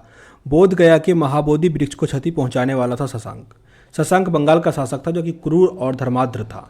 आगे आता है पालकालीन बिहार। 2 साम्राज्य और है मतलब पुराने वाले बिहार में, तो टाइम हमको लिखना पड़ता है ना ताकि डिस्क्रिप्शन बॉक्स में हम लिख लें आप लोगों के लिए। आगे आपका पालकालीन बिहार। उदंतपुर शिक्षा केंद्र निम्नलिखित में से किस राज्य में अवस्थित था? यह था बिहार में। बिहार। पाल वंश के संस्थापक कौन थे? पाल वंश के संस्थापक थे गोपाल। काफ़ी इंपॉर्टेंट है। गोपाल का शासनकाल 750 से लेकर 770 यानी 20 साल तक चला। विक्रमशिला विश्वविद्यालय के संस्थापक धर्मपाल ही थे। धर्मपाल 770 से लेकर 810 तक यानी 40 साल तक काज किया। विक्रमशिला विश्वविद्यालय की स्थापना किस वंश के शासनकाल के द्वारा किया गया था? पाल वंश। आधुनिक बिहार के किस जिले में विक्रमशिला विश्वविद्यालय स्थित है? भागलपुर। यह भागलपुर पत्थरघाट में स्थित है। नालंदा महाबिहार को आर्थिक अनुदान देने वाला शासक कौन था? हर्ष, धर्मपाल और देवपाल। हर्ष, धर्मपाल और देवपाल। मुंगेर को अपनी राजधानी बनाने वाला पाल शासक था देवपाल। पाल शासकों द्वारा बौद्ध धर्म के किस संप्रदाय को विशेष प्रोत्साहन दिया गया था? महायान। किस राजवंश के काल में शैलेंद्र वंश के शासक ने नालंदा में एक बौद्ध मठ का स्थापना करवाया था? देवपाल ने 5 गांव दान में दिया था। नालंदा विश्वविद्यालय के खर्च के लिए किसने 200 गांव को दान में दे दिया था? धर्मपाल। किस शासक ने उदंतपुर यानी बिहार शरीफ में बौद्ध विहार की स्थापना करवाया था? गोपाल। किस काल में कांसे की मूर्तियों के निर्माण की एक उन्नत शैली का विकास हुआ था? पाल युग। बिहार में पाल युग में कांस्य से निर्मित मूर्ति की एक उन्नत शैली का विकास हुआ था। कांस्य मूर्ति के निर्माण की इस शैली में निर्णायक देन किसकी थी? धीमन और ठिठपाल की। पालकालीन कांस्य मूर्ति कलाकार धीमन एक विठलपाल कहाँ का निवासी था? यह था नालंदा का। धीमन का पुत्र विठलपाल था। पालकालीन कांस्य प्रतिमाएं सांची में ढाली गई। यह साक्ष्य कहाँ से मिलता है? नालंदा और कुकड़ीहार यानी गया से। पालकालीन मूर्ति कलाकार धीमन और विठलपाल किसके समकालीन थे? धर्मपाल और देवपाल के। चित्रित पांडुलिपि अष्टसहारिक प्राज्ञापितम और पंचरक्ष किस युग के हैं? पाल युग के। पालकालीन चित्रकला का भित्ति चित्र रूप कहाँ से प्राप्त होता है? नालंदा। पाल शासक अपना उपदेश प्रसारित करते थे पाटलिपुत्र से। पाल काल में श्रीनगर भुक्ति कहा जाता था। ये मगध को कहा जाता था। संभवतः अंग पुंडवर्धन भुक्ति थे। देवपाल की अनुमति से सुमित्रा के राजा बलदेव पुत्र ने कहाँ विदेशी विद्यार्थियों के लिए छात्रावास का निर्माण करवाया था? नालंदा में। नालंदा। मिथिला के कनाट शासक, लास्ट है प्राचीन भारत का, मिथिला या तिरहुत के कर्नाट राज्य का उदय 1097 से लेकर 98 में किसके शासनकाल में हुआ था? रामपाल के शासनकाल में। मिथिला या तिरहुत में कर्नाट राज्य का संस्थापक कौन था? नन्यदेव। नन्यदेव। मिथिला के कर्नाट शासकों की राजधानी कहाँ थी? सिमरावगढ़। सिमरावगढ़। कर्नाट वंश का अंतिम शासक कौन था? हरि सिंह। हरि सिंह। कर्नाट वंश का पूर्णतः अंत कब हो गया था? 1378 ईस्वी में। 1378। बिहार में किसके समय में पंजी प्रबंध का विकास हुआ था? कर्नाट शासक। तिब्बती इतिहासकार धर्मस्वामी तिरहुत कब आए थे? 1234 में। 1234। बख्तियार खिलजी के आक्रमण के समय कर्नाट राज्य पर किसका शासन था? नरसिम्हदेव का। नरसिम्हदेव। तुर्क सेनापति तुगड़ील तुगन द्वारा मिथिला पर आक्रमण की चर्चा करने वाले विदेशी हैं धर्मास्वामिनी और मुल्ला तकिया, यानी आंसर डी सही है। तुगड़ील तुगन का अभियान के समय कर्नाट राजा पे कौन शासक था? राम सिंह देव। राम सिंह देव। कर्नाट शासकों ने कौन सा महान साम्राज्य सुधार काम किया था? तो हरि सिंह देव ने किया था। हरसिंह देव। फिर से रिपीट करते हैं, कर्नाट शासकों में कौन सा महान शासक समाज सुधारक थे? तो हरि सिंह देव। पंची प्रबंध मिथिला क्षेत्र में किसके शासनकाल में मुख्य रूप से विकसित हुआ था? हरि सिंह देव के टाइम में। अब यहाँ से बिहार का मध्यकालीन बिहार शुरू होता है, तो इसको हम अगले वीडियो में कवर करेंगे। देखो एक बार हम पहले कर लेते हैं प्राचीन भारत, मध्यकालीन, आधुनिक, फिर सबको मिला के एक हम इतिहास का बना देंगे, ठीक ना। तो सेशन अगर अच्छा लगा हो तो लाइक एंड शेयर जरूर कीजिएगा। पसंद ना आया हो डिसलाइक भी कर सकते हैं, पर कारण जरूर बताना ताकि वीडियो को इंप्रूव कर पाए। मिलते हैं नेक्स्ट वीडियो में, तब तक के लिए जय हिंद। जय हिंद दोस्तों, आप देख रहे हैं अध्ययन केंद्र और इस वीडियो के माध्यम से अभी हम पढ़ रहे हैं बिहार एक परिचय, जो ऑब्जेक्टिव बुक है इम्तियाज़ अहमद का। काफ़ी इंपॉर्टेंट है, रजनीश कुमार भी हैं इसमें, मेरे लिए फेमस है ये इम्तियाज़ अहमद के नाम से। तो इसमें संबंधित है बिहार के प्रश्न और अभी हम पढ़ रहे हैं इसमें हिस्ट्री। ये एडिशन आपका 2021-22 सेमी एडिशन है, तो इसीलिए घबराइएगा नहीं। अभी जो हम पढ़ रहे हैं इसमें बिहार का इतिहास, जिसमें हमने जो प्राचीन भारत का इतिहास है वो पूरा कंप्लीट कर लिया था यहाँ तक। ओके, इस वीडियो में हम बिहार के तुर्क शासन से लेकर यहाँ तक, जिसमें आपका मध्यकालीन भारत और आधुनिक भारत दोनों कंप्लीट है। संभवतः वीडियो बनेगा वही 30 से 40 मिनट के आसपास का, तो वीडियो को ध्यान से देखिएगा। और डिस्क्रिप्शन बॉक्स में कौन सा लेसन कहाँ स्टार्ट होता है उसका मैं टाइम लिख दूंगा, तो आपको जो लेसन देखना होगा उसको देख सकते हैं। तो पहला एक्सरसाइज है मध्यकालीन बिहार में तुर्कों का आगमन। पहला प्रश्न है यहाँ, बिहार का प्रथम मुस्लिम विजेता कौन था? प्रथम मुस्लिम विजेता बख्तियार खिलजी। बख्तियार खिलजी। बिहार में तुर्क सत्ता का स्थापना किसने किया? बख्तियार खिलजी। बख्तियार खिलजी। इसका पूरा नाम इख्तियारुद्दीन मोहम्मद इब्ने बख्तियार खिलजी था, जिसने बिहार में तुर्क सत्ता को स्थापित किया था। बख्तियार खिलजी की बिहार में पहली महत्वपूर्ण विजय कौन सी थी? तो इसने बिहार शरीफ को जीता था, जिसका उस टाइम का नाम उदंतपुरी था। उसने बिहार शरीफ पर विजय 1198 में प्राप्त कर लिया। बख्तियारपुर नामक शहर की स्थापना बख्तियार खिलजी ने करवाया था। बिहार में तुर्क सत्ता की स्थापना हुई थी 1198 में। काफ़ी इंपॉर्टेंट है ये। बिहार में तुर्क सत्ता की स्थापना कब हुई थी? 1198। बख्तियार खिलजी ने अपना प्रशासनिक मुख्यालय बनाया था बिहार शरीफ में। बिहार शरीफ। नालंदा विश्वविद्यालय को किसने ध्वस्त किया था? बख्तियार खिलजी ने। बख्तियार खिलजी। बख्तियार खिलजी के आक्रमण के समय पाल वंशीय शासक थे इंद्रयुम्नपाल। इंद्रयुम्नपाल। बख्तियार खिलजी के आक्रमण के समय सेन वंशीय शासक था लक्ष्मण सेन। लक्ष्मण सेन। बिहार में सूफियों संतों का आगमन किस शताब्दी में हुआ था? सूफी संत आए थे 12वीं शताब्दी में। सूफी संत 12वीं शताब्दी में। बिहार में आने वाले पहले सूफी संत थे मोमीन आरिफ। मोमीन आरिफ। मनेर की विजय से किस सूफी संत का संबंध था? मनेर विजय ताज फकीह का। ताज फकीह। बिहार में बख्तियार खिलजी के हमले का पहला विवरण कहाँ से प्राप्त होता है? तबकाते नासरी से। तबकाते नासरी। आगे जो हमारा एक्सरसाइज है वो है संतलत कालीन बिहार। संतलत कालीन बिहार। इसमें पहला प्रश्न है, बिहार में सैनिक अभियान आयोजित करने वाला पहला सुल्तान था इल्तुतमिश। बिहार में सैनिक अभियान आयोजित करने वाला पहला सुल्तान इल्तुतमिश। बिहार को दिल्ली सल्तनत के अधीन करने वाला प्रथम था इल्तुतमिश। दिल्ली सल्तनत के अधीन हुआ था। इल्तुतमिश ने 1225 के लगभग किसे पराजित कर बिहार पर अधिकार कर लिया था, या इल्तुतमिश के समय बिहार पर किसका अधिकार था? हिसामुद्दीन ऐबज का। हिसामुद्दीन ऐबज। निम्नलिखित में से कौन सल्तनत काल में बिहार का प्रांतपति नहीं रहा था? Mubarik Khan, Mubariz Khan. Option number D. किस काल में बिहार पर दिल्ली सल्तनत के सुल्तानों का निर्णय वर्चस्व स्थापित हुआ था? तुगलक काल में। तुगलक काल। बिहार के कनल्ट वंश, कनल्ट मतलब मिथिला वंश जो था उसके सेंस में होता है, कनल्ट वंश के शासक हरि सिंह देव को पराजित करने वाला सुल्तान था गयासुद्दीन तुगलक। गयासुद्दीन तुगलक। मोहम्मद बिन तुगलक ने बिहार के किस नगर का नाम तुगलकपुर कर दिया? यह है दरभंगा तिरहुत। दरभंगा तिरहुत का नाम। दरभंगा के एक दुर्ग एवं जामा मस्जिद का निर्माण करने वाला सुल्तान था मोहम्मद बिन तुगलक। दरभंगा में एक दुर्ग एवं जामा मस्जिद का निर्माण किसने करवाया था? मोहम्मद बिन तुगलक ने।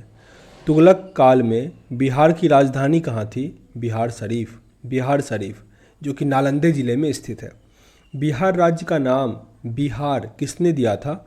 ये तुर्कों के द्वारा दिया गया था। इस क्षेत्र में बौद्ध विहारों की संख्या अधिक थी, अतः इसे विहारों का प्रदेश कहा गया, और विहार कहते कहते इसको बिहार कहने लगे। अगर आप विकिपीडिया पे पढ़ो कि विहार से बिहार कैसे कन्वर्ट हुआ, तो उसका कोई सटीक रीज़न नहीं है। वो लोग विहार को बिहार कहने लगे अपने आप, ठीक ना। तो यहाँ पे ये तुर्कों के द्वारा ऐसा नाम दिया गया। क्वेश्चन नंबर 11 है, बिहार राज्य का नाम बिहार किस काल में पड़ा? तुगलक काल में। तुगलक। आगे प्रश्न पे आते हैं। मलिक इब्राहिम या मलिक बया बिहार का प्रशासन किस काल में था? तुगलक काल में। तुगलक काल में मलिक इब्राहिम बिहार के तुगलक काल के सर्वाधिक महत्वपूर्ण प्रशासक मलिक इब्राहिम या मलिक बया का मकबरा कहाँ पे है? बिहार शरीफ में। बिहार शरीफ। बिहार के प्रसिद्ध संत शेख अहमद चरमपोश से भेंट किस सुल्तान ने किया था? फिरोज तुगलक ने। फिरोज तुगलक। फिरोज तुगलक का फारसी अभिलेख डैश से मिलता है? ये मिलता है बिहार शरीफ से। बिहार शरीफ। उत्तर बिहार के कोनार्क शासकों का अंत किस सुल्तान के द्वारा हुआ था? गयासुद्दीन तुगलक के द्वारा। गयासुद्दीन तुगलक। मोहम्मद तुगलक के काल में तिरहुत का क्षेत्र सल्तनत काल में मिला लिया गया था। 14वीं सदी में तिरहुत में फिरोज ने किस वंश का शासन आरंभ करवाया था? वैनवार वंश। वैनवार वंश। तिरहुत के किस वैनवार वंश के शासक के छत्र छाया में प्रसिद्ध कवि विद्यापति ने अपने काव्य की रचना की थी? शिव सिंह। शिव सिंह। बिहार में प्रारंभिक तुर्क गतिविधियों के संदर्भ में महत्वपूर्ण जानकारी का स्रोत तबकाते नासिरी है। तबकाते नासिरी। इब्राहिम लोदी के काल में बिहार के किस सूबेदार ने सुल्तान के विरुद्ध विद्रोह किया था? दरिया खां नुहानी। दरिया खां नुहानी। बिहार के जनजातीय क्षेत्र के लिए झारखंड शब्द का प्रयोग पहली बार 13वीं शताब्दी में हुआ था। 13वीं शताब्दी। वर्तमान बिहार क्षेत्र के लिए बिहार नाम सर्वप्रथम किस रचना से मिलता है? ये मिलता है तबकाते नासिरी से। तबकाते नासिरी। किस सुल्तान ने तिरहुत को तुगलकपुर का नाम दिया? किस सुल्तान ने तिरहुत को तुगलकपुर का नाम दिया? मोहम्मद बिन तुगलक। मोहम्मद बिन तुगलक। किस सुल्तान ने तिरहुत से अपने सिक्के जारी किए? मोहम्मद बिन तुगलक। तिरहुत यानी तुगलकपुर से अपना सिक्का जारी किया मोहम्मद बिन तुगलक। किस सुल्तान ने राजगीर स्थित जैन मंदिरों को अनुदान दिया था? किस सुल्तान ने जैन मंदिरों को दान दिया था राजगीर में? तो फिरोज शाह तुगलक, जो कि काफ़ी इंपॉर्टेंट है। तुगलक काल में बिहार का प्रांतपति पद पर आसीन कौन रहा? प्रांतपति पद पर आसीन मालिक बया और मजदुल मुल्क। मालिक बया और मजदुल मुल्क। यहाँ पे आंसर सी है, ए और बी दोनों। दिल्ली के किस सुल्तान ने बिहार के सैनिक अभियान कर मुंगेर तक अपना राज्य विस्तृत किया था? सिकंदर लोदी। सिकंदर लोदी। बख्तियार खिलजी का बिहार में प्रथम पड़ाव कहाँ था? मनेर में। मनेर। बिहार शरीफ स्थित मलिक बया के मकबरे की विशिष्टता क्या थी? तो ये सलामी दीवारें अथवा बेटल्ड वाल था और लंबुतरा गुंबद यानी कॉनिकल डोम था। तो यहाँ पे दोनों शरीफ था, तो ऑप्शन नंबर सी यहाँ सही है। मनेर स्थित बड़ी दरगाह पर किसका मज़ार है? मखदूम याहिया, मखदूम याहिया। आगे जो एक्सरसाइज है, चेरो वंश एवं उज्जैनिया वंश, चेरो वंश एवं उज्जैनिया वंश। पूर्व मध्यकाल में सोन नदी की घाटी के क्षेत्र में किस जनजातीय राज्य का उत्थान हुआ था? खरवार, खरवार। पाल सत्ता के पतन काल में मध्य बिहार में किस जनजाति ने अपना राज्य गठित किया था? भार जनजाति, भार। 12वीं शताब्दी में पश्चिम बिहार, चंपारण और मुजफ्फरपुर में कौन सा राज्य गठित किया गया था? चेरो राज्य, चेरो। चेरो राज्य का संघर्ष किस मुस्लिम राजवंशों के साथ हुआ था? ये थे तुगलक, सूर और मुगल, तुगलक, सूर और मुगल। ऑप्शन नंबर डी यहाँ सही था। तलपत शाही का संबंध किस राज्य से है? तलपत शाही है उज्जैनिया राज्य से। उज्जैनिया राज्य चेरो शासकों को शाहाबाद क्षेत्र में विस्थापित किया गया था उज्जैनियों के द्वारा। चेरो शासकों को शाहाबाद में विस्थापित किया गया था उज्जैनियों के द्वारा। शेरशाह ने मुगलों के विरुद्ध संघर्ष में किससे सहायता प्राप्त किया था? चेर शासकों से, चेर शासकों से। बिहार पर राज करने वाला जनजातीय राजवंश था चेर वंश। पाल वंश के उपरांत चेरो वंश ने शाहाबाद, सारण, चंपारण एवं मुजफ्फरपुर जिले में अपनी सत्ता स्थापित की, जो कि क्या था? जनजातीय वंश का था। किस चोरो शासक ने जगदीशपुर के मेले की शुरुआत की? फूलचंद, फूलचंद। चेरो जनजाति की शक्ति का वास्तविक पतन किसके द्वारा हुआ? उज्जैनियों शासक के द्वारा, उज्जैनिय शासक के द्वारा। भोजपुर में उज्जैनिय वंश का संस्थापक कौन था? संतन सिंह। संतन सिंह का मूल नाम देवराज था। यह उज्जैनी, डुमरांव, बक्सर और जगदीशपुर में एक महत्वपूर्ण शक्ति के रूप में था। भोजपुर के उज्जैन शासकों की राजधानी कहाँ रही थी? तो वो बक्सर, बिहटा और ढावा हर जगह पे था। तो आंसर क्या है? डी। भोजपुर के उज्जैन शासक निम्नलिखित में से कौन से नहीं थे? तो यहाँ पे बाघमल नहीं था, जबकि संग्राम देव, राजा नारायणमल, राजा राम शाही, तो ये तीनों थे। चांद एवं मुंड जो चंडेश्वरी एवं मुंडेश्वरी नामक मंदिरों से जुड़े हुए थे, ये किससे संबंधित थे? शाहाबाद के चेरों से। आगे जो एक्सरसाइज है वो है बिहार में अफगान राज्य, बिहार में अफगान राज्य। बिहार में अफगान सत्ता के आरंभिक उत्कर्ष में निर्णय किसकी देन है? नुहानी कबीले की, नुहानी कबीले की। सिकंदर लोदी ने 1495 से लेकर 96 में किसे बिहार का प्रभारी नियुक्त किया था? दरिया खां नुहानी को, दरिया खां नुहानी। हुसैन शाही सार्की को पराजित कर बिहार का प्रभारी बनाया गया था इन्हें। बिहार में नुहानी राज्य के संस्थापक कौन थे? मोहम्मद शाह नुहानी, मोहम्मद शाह नुहानी। मोहम्मद खां लोहानी का असल नाम बहार खां था। इसने दिल्ली सल्तनत से अपनी स्वतंत्रता घोषित कर दी। उत्तर बिहार का क्षेत्र सारण इत्यादि एक अन्य अफगानी नुसरत खां, बंगाल का सुल्तान, के अधीन था। आगे मोहम्मद लोदी को विस्थापित कर बाबर ने किसे बिहार का प्रशासक नियुक्त किया था? ये थे जलाल खां, जलाल खां। यह मोहम्मद शाह नुहानी का पुत्र था, जलाल खां। आगे है सूर साम्राज्य, सूर साम्राज्य जो शेरशाह सूरी ने किया था 1540 से लेकर 1545 तक। तो इसमें पहला है सूर वंश का स्थापना किसने किया था? शेरशाह ने। शेरशाह के बचपन का नाम फरीद खां था, फरीद खां, और इन्हें सासाराम में दफनाया गया था, तो याद रखिएगा। शेरशाह को शेर खां की उपाधि किसने दी थी? मोहम्मद नुहानी ने। एक शेर मारने के उपलक्ष्य में इन्हें शेर खां की उपाधि दी गई थी मोहम्मद नुहानी के द्वारा। शेर खां के पिता हसन खां कहाँ के जागीरदार थे? सासाराम के, सासाराम। शेर खां बिहार के किस शासक का संरक्षक नियुक्त हुए थे? जलाल खां, जलाल खां। बिहार में शेरशाह का राजनीतिक वर्चस्व किस युद्ध में उसकी विजय के साथ स्थापित हुआ था? सूरजगढ़ा का युद्ध, सूरजगढ़ा का युद्ध। शेरशाह ने किस युद्ध में हुमायूं को पराजित किया था? चौसा का युद्ध, और साथ ही बिलग्राम अथवा कन्नौज का युद्ध। शेरशाह ने बिलग्राम अथवा कन्नौज के युद्ध में हुमायूं को पराजित कर स्वयं को दिल्ली का सुल्तान घोषित कर लिया था। शेरशाह द्वारा पटना के नवनिर्माण का वर्णन किस रचना में मिलता है? तारीख़ दौदी, तारीख़ दौदी।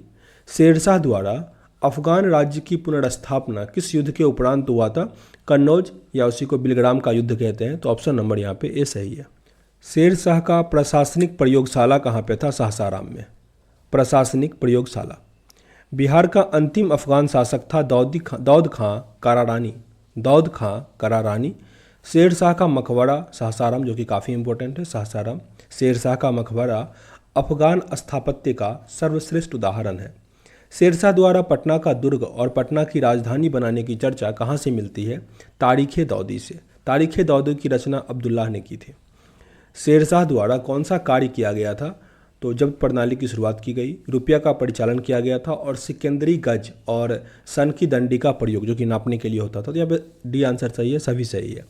बिहार राज्य में स्थित सासाराम, जो कि वर्तमान में रोहतास के किले का निर्माण किसने करवाया था? शेरशाह। शेरशाह। निम्नलिखित में से कौन सा कार्य शेरशाह द्वारा नहीं किया गया था? तो इबादत खाना का निर्माण नहीं करवाया था, जबकि देश की भूमि का सर्वेक्षण, ग्रैंड ट्रंक रोड, जो कि काफ़ी इंपॉर्टेंट है, किसानों को पट्टा देने तथा काबूलियत की प्रथा आरंभ की गई थी। मध्यकाल में पटना का नवनिर्माण किसने करवाया था? शेरशाह ने। शेरशाह। सासाराम किसके मकबरे के लिए प्रसिद्ध है? तो शेरशाह सूरी, इस्लाम खां और हसन खां, सबका मकबरा मिलेगा आपको सासाराम में, और जो कि फेमस भी है। शेरशाह का मकबरा के संबंध में कौन सा कथन सही है?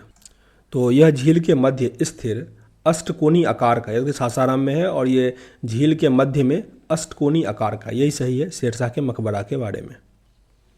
आगे प्रश्न, पटना का प्रांतीय राजधानी किसे बनाया गया था? शेरशाह को। शेरशाह।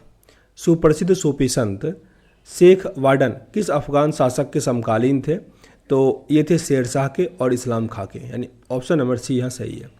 अष्टकोणीय मकबरा, यह भी पढ़े थे। अंतिम किसका था? इस्लाम शाह का। और शेरशाह का भी किसका मतलब था? वो इसी शेप का था, अष्टकोणीय था, पर ये सबसे लास्ट वाला इस्लाम शाह का था। शेरशाह के अधीन बिहार में कितनी सरकारें या प्रमंडल थी? तो ये था 7। 7। शेरशाह पटना किले और नगर बनाने के लिए कितना व्यय हुआ था? 5 लाख। 5 लाख। अब यहाँ से मुगल कालीन बिहार शुरू होता है। मुगल कालीन बिहार, पहला प्रश्न है इसमें, मुगल शासक बिहार ने किसे पराजित कर बिहार पर नियंत्रण प्राप्त कर लिया था? यह है मोहम्मद लौदी। मोहम्मद लौदी। घाघरा के युद्ध में बाबर ने मोहम्मद लौदी पूरी तरह से पराजित हो गया था। घाघरा का युद्ध जो कि 1929 में हुआ था, बाबर से मोहम्मद लौदी पूरी तरह से पराजित हो गया था और वो चला गया। अकबर ने अगस्त 1574 में पटना में किसे पराजित किया था? दाऊद खां को। दाऊद खां। अकबर ने पटना युद्ध के बाद बिहार में किसे दाऊद खां से निपटने के लिए छोड़कर लौट गया? तो मुनीम खां को छोड़ के गया था, मुनीम खां को। 1580 में बिहार का सूबेदार किसे बनाया गया? खान ए आज़म मिर्ज़ा अजीज़ कोका को। खान ए आज़म मिर्ज़ा अजीज़ कोका। किस मुग़ल शासक के समय बिहार पठानों एवं मुग़लों के बीच लड़ाई का केंद्र बना था? अकबर। अकबर। अकबर के समय में कहाँ के उज्जैनी राजा दलपत शाही में विद्रोह किया गया था? दलपत शाही जगदीशपुर। जगदीशपुर। जगदीशपुर के विद्रोह का दमन करने के लिए शाहबाज खां को भेजा गया था। बिहार को सर्वप्रथम अपने साम्राज्य में मिलाने वाला मुग़ल शासक कौन था? अकबर था। अकबर। बिहार को मुग़ल साम्राज्य के प्रांत का दर्जा किसने दिया था? 1580 में दिया गया था। 1580 में। किस मुग़ल शासक ने मन्नेर की बड़ी दरगाह का भ्रमण किया था? ये है बाबर। मन्नेर की जो बड़ी दरगाह था उसका भ्रमण किया था बाबर ने। किस मुग़ल शासक ने मन्नेर के बंगाल के सुल्तान ने भेंट किया था? हुमायूं। किस मुग़ल शासक ने मन्नेर में बंगाल के सुल्तान से भेंट की थी? हुमायूं ने। ये सब प्रश्न काफ़ी इंपॉर्टेंट है, याद रखिएगा इसको। पटना के विजय में किस मुग़ल शासक ने भाग लिया था? अकबर ने। अकबर। पटना विजय में। किस मुग़ल राजकुमार ने अपने विद्रोह के क्रम में बिहार में शरण ली थी? शाहजहाँ। शाहजहाँ। जिस टाइम में अपने अंदर विद्रोह चल रहा था। मुग़ल कालीन बिहार में कितनी सरकारें थी? 7। शेरशाह के टाइम में भी 7 ही था। वर्तमान में कितने प्रमंडल हैं? वर्तमान में है 9 प्रमंडल, याद रखिएगा इसको। अकबर कालीन बिहार के सूबेदारों में सबसे प्रसिद्ध था राजा मानसिंह। राजा मानसिंह। बिहार किस मुग़ल सूबेदार ने रोहतास को अपनी राजधानी बनाया था? राजा मानसिंह ने। राजा मानसिंह। किस मुग़ल शासक के समय में बिहार में सर्वाधिक विद्रोह हुआ था? अकबर के टाइम में। अकबर। किस मुग़ल शासक के टाइम में बिहार में सबसे अधिक विद्रोह हुआ था? अकबर। बिहार में मुग़ल कालीन इमारत में सबसे पुरानी थी हाजीपुर का जामा मस्जिद। हाजीपुर का जामा मस्जिद। राजकुमार अजीम द्वारा अजीमाबाद को बसाने पर कितना व्यय हुआ था? 1 करोड़। 1 करोड़। बिहार में राजकुमार अजीम का कार्यकाल कितना था? 1702 से लेकर 12। 1702 से लेकर 12। औरंगजेब के शासनकाल में बिहार की सरकारों की संख्या थी 8। 8। किस मुगल शासक के शासनकाल में खोखड़ा देश की विजय संपन्न हुई? खोखड़ा देश जहांगीर के टाइम में, छोटा नागपुर जो है। सिख गुरुओं ने किसका बिहार से घनिष्ठ संबंध रहा? तो गुरु नानक, गुरु तेग बहादुर और गुरु गोविंद सिंह, इस सब का संबंध किनसे रहा? बिहार से काफ़ी अच्छा रहा। अच्छा, इनमें से किसका जन्म बिहार में हुआ था? जरा कमेंट बॉक्स में बताइएगा। किस मुगल सम्राट के शासनकाल में बिहार पर दिल्ली का नियंत्रण वस्तुतः समाप्त हो गया था? फर्रुखसियर का। फर्रुखसियर, जिसे रंगीला भी कहा जाता था। ईरानी यात्री मोहम्मद शाहिद किस मुगल शासक के समय में बिहार आया था? ये जहांगीर के टाइम में आया था, जहांगीर। ईरानी यात्री अब्दुल लतीफ़ किस मुगल शासक के शासनकाल में बिहार आया था? अकबर के टाइम में। अकबर। राजा मानसिंह को बिहार प्रांत का प्रांतपति नियुक्त किया था अकबर ने। राजा मानसिंह ने रोहतास को अपनी राजधानी बनाया था। मुगल शासक जहांगीर ने 1621 में किसे बिहार का प्रांतपति नियुक्त किया था? राजकुमार परवेज को। राजकुमार परवेज। राजकुमार अजीम को किसने बिहार का सूबेदार बनाया था? औरंगजेब को ही। औरंगजेब। पटना को अजीमाबाद नाम दिया था राजकुमार अजीम ने। वह प्रथम मुगल सम्राट जिसका राज्याभिषेक बिहार में हुआ, ये थे फर्रुखसियर। फर्रुखसियर। किस मुगल शासक का राज्याभिषेक पटना में हुआ था? फर्रुखसियर का ही। किस मुगल शासक के काल में बिहार पर बंगाल के नवाबों का नियंत्रण रहा था? बहादुर शाह फर्स्ट। बहादुर शाह फर्स्ट के टाइम में। मुगल प्रांत बनाने के उपरांत बिहार का गवर्नर बना मिर्ज़ा अजीज़ कोकलतास। मिर्ज़ा अजीज़ कोकलतास। मुगलकालीन बिहार का गवर्नर कौन रहा? तो ये थे सुजात खां, सईद खां और मुबर्रक खां। तो यहाँ पे आंसर डी है, उपरोक्त सभी सही है। बिहार में किस मुगल शासक का राज्याभिषेक अंग्रेजों के संरक्षण में हुआ था? यह है शाह आलम द्वितीय। शाह आलम द्वितीय। क्वेश्चन नंबर 36 है, मुगल काल में बिहार का व्यापार किस महाद्वीप से होता था? तो ये एशिया, अफ्रीका और यूरोप सबसे होता था। तो आंसर अब यहाँ पे क्या बनेगा? डी। बिहार में मुगल स्थापत्य कला का सर्वश्रेष्ठ उदाहरण है मनेर स्थित शाह दौलत का मकबरा। मनेर स्थित शाह दौलत का मकबरा। बिहार के मनेर में स्थित शाह दौलत का मकबरा किसने बनाया था? इब्राहिम खां काकर ने। इसे जहांगीर के शासनकाल में बिहार के प्रांतपति इब्राहिम खां काकर ने बनाया था। बिहार के मनेर में स्थित शाह दौलत का मकबरा का संबंध में क्या कथन सही है? तो यहाँ पे ये दोनों कथन सही है। मतलब इसका निर्माण लाल पत्थर से हुआ है और इस पर अकबर के अधीन विकसित संश्लेषित शैली का प्रभाव है, जिसका निर्माण 1617 में हुआ था और यह बिहार में मुगल शैली का अच्छा एक उदाहरण है। 1556 से लेकर 57 में मुगल शासक अकबर ने किसकी विद्वता को पुरस्कार करने के लिए उसे मिथिला राज्य दे दिया था? यह है महेश ठाकुर। महेश ठाकुर। शाहजहां के काल में बिहार का सूबेदार कौन था? शाइस्ता खां। शाइस्ता खां। अकबर ने बंगाल तथा बिहार को मुगल साम्राज्य में कब मिलाया था? 1576 में। अकबर ने बंगाल और बिहार को सन 1575 से 76 ईस्वी में अपने साम्राज्य के अधीन कर लिया था। आगे प्रश्न, मुगल काल में किस वर्ष बिहार को बंगाल सूबे का अंग माना गया? 1773 ईस्वी से। 1773। बिहार में शासन करने वाला प्रथम मुगल शहजादा कौन था? शहजादा परवेज। शहजादा परवेज। अब यहाँ से आधुनिक भारत शुरू होता है, आधुनिक बिहार। बंगाल के नवाब और बिहार, पहला एक्सरसाइज है। नवाब अली वर्दी खां की बिहार में कार्यकाल कब से कब तक थी? 1734 से लेकर 40। 1734 से लेकर 40। अली वर्दी खां ने बंगाल की गद्दी पर अधिकार कब किया था? 1740 में। 1740। बंगाल के नवाबों में किसने राजधानी मुर्शिदाबाद से हटाकर मुंगेर में स्थापित की थी? यह मीर कासिम। मीर कासिम। 1748 में बिहार के किस उप नवाब की हत्या कर दी गई थी? हैबत जंग की। हैबत जंग। 1748 में अलीवर्दी खां ने रानी सराय के युद्ध में किसे पराजित किया था? अफगान को। निम्नलिखित में से कौन बिहार का प्रथम नायब आजीम था? ये थे राजा राम नारायण। राजा राम नारायण। 1733 में मुगल सम्राट मोहम्मद शाह ने किसे बिहार की सूबेदारी प्रदान की थी? शुजाउद्दीन को। शुजाउद्दीन। अलीवर्दी खां ने बिहार में अफगानों को किस युद्ध में पराजित किया था? पटना के युद्ध में। पटना के युद्ध में। क्वेश्चन नंबर 9 है, बिहार में कहाँ अलीवर्दी खां ने मराठों को पराजित किया था? फतुहा के समीप। फतुहा के समीप। बिहार के किस उप नवाब को अफगानों ने हत्या की थी?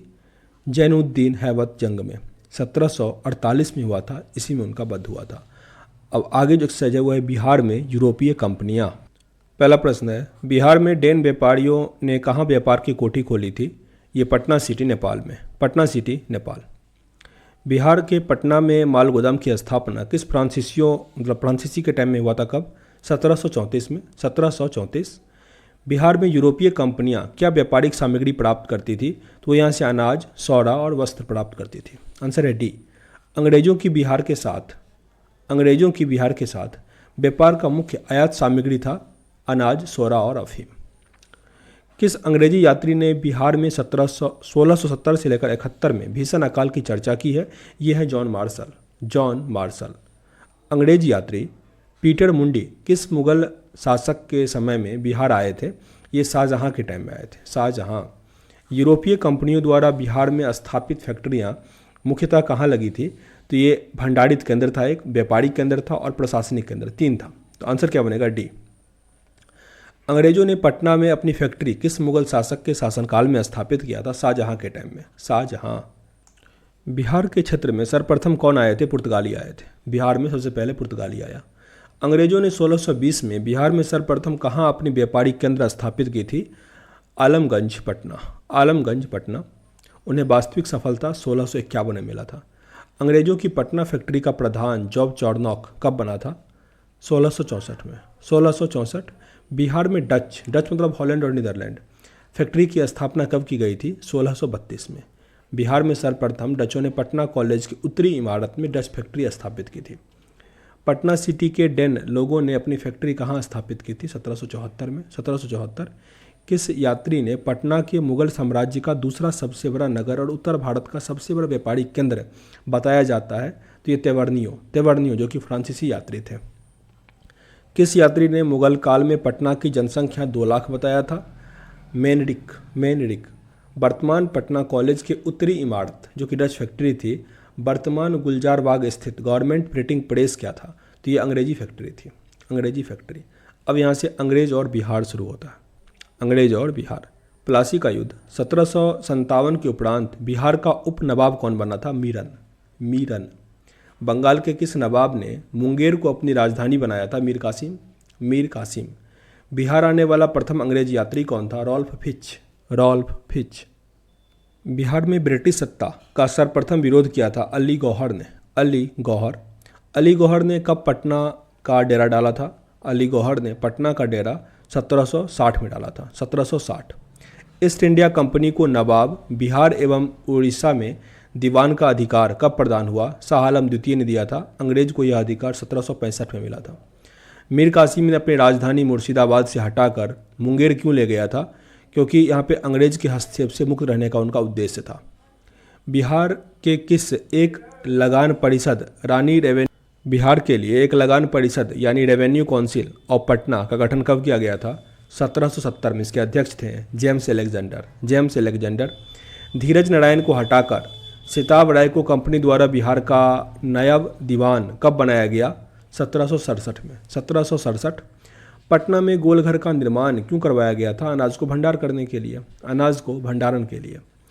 पटना में स्थित गोलघर का निर्माण किस गवर्नर जनरल के टाइम में हुआ था? Lord Cornwallis. इसका निर्माण जॉन गाइस्ट ने कराया था। और उस टाइम में गवर्नर कौन थे? Lord Cornwallis. बिहार में अंग्रेज द्वारा किए गए प्रशासनिक परिवर्तन के संबंध में कौन सा कथन यहाँ पे सही दिया गया है? तो सारे कथन सही है। मतलब बिहार में फैजाबादी प्रशासन को 1790 तक अपने नियंत्रण में लिया गया। 1866 में सारण जिला के 2 भागों में बांट दिया गया, यानी सारण और दूसरा चंपारण। 1875 में तिरहुत को मिर्जापुर और दरभंगा की 2 इकाई में विभाजित की गई। तो सारे कथन यहाँ पे सही है। पटना के पहले अंग्रेज मजिस्ट्रेट कौन थे? Charles Francis grant. बिहार में सोरे के व्यापार का एक अधिकार अंग्रेज को किसे प्रदान किया गया? मीर जाफर को। 18वीं शताब्दी में मीर सोरे के लिए काफ़ी प्रसिद्ध रहा था ये। बिहार के क्षेत्र में 1757 से 58 के मध्य मीर जाफर एवं अंग्रेजों का विरोध आरंभ किया था राजा राम नारायण ने, पहलवान सिंह ने और कामगार खां और सुंदर सिंह ने। यानी आंसर क्या बनेगा? डी। कामगार खां नरहट के जमींदार थे, पहलवान सिंह भोजपुर के और राजा सुंदर सिंह टिकारी के थे। मीर कासिम ने कहाँ बंदूकों एवं तोपों की कारखाना स्थापित किया था? मुंगेर में। मुंगेर। बक्सर का युद्ध कब हुआ था? 22 अक्टूबर 1764। 22 अक्टूबर 1764। बक्सर जो कि बिहार के युद्ध में अंग्रेजी सेना का नेतृत्व किसने किया था? हेक्टर मुनरो ने। Hector Munro. बक्सर का युद्ध मीर कासिम जो कि बंगाल से थे, सिजाउद्दौला अवध से और शाह आलम द्वितीय जो थे वो मुगल से थे, और इसका बीच अंग्रेजों से हुआ था, अंग्रेज इसमें जीत गया था। तो ये पूरा सेंटेंस आपको याद रखना पड़ेगा। बक्सर के युद्ध में किसे विजय प्राप्त हुआ था? ईस्ट इंडिया कंपनी को। बक्सर का युद्ध अंग्रेज और मीर कासिम के बीच व्यापारिक चुंगी के संबंधी मतभेद के कारण हुआ था। 1781 ईस्वी में बिहार के पटना के आसपास के क्षेत्र में हुए ब्रिटिश विरोधी संघर्ष में किसने भाग लिया था? तो इकबाल अली खां और नारायण खां। इकबाल अली खां और नारायण खां। हेस्टिंग ने इस विद्रोह का दमन किया था। पटना नगर पर 24 जून 1763 को किसने अधिकार कर लिया था? एलिस ने। एलिस। निम्नलिखित में से किस भारतीय को रॉबर्ट क्लाइव ने बिहार का नायब दीवान नियुक्त किया था? सिताब राय को। सिताब राय। 1763 में पटना स्थित अंग्रेज की फैक्ट्री का अधिकार किया था नवाब मीर कासिम ने। नवाब मीर कासिम।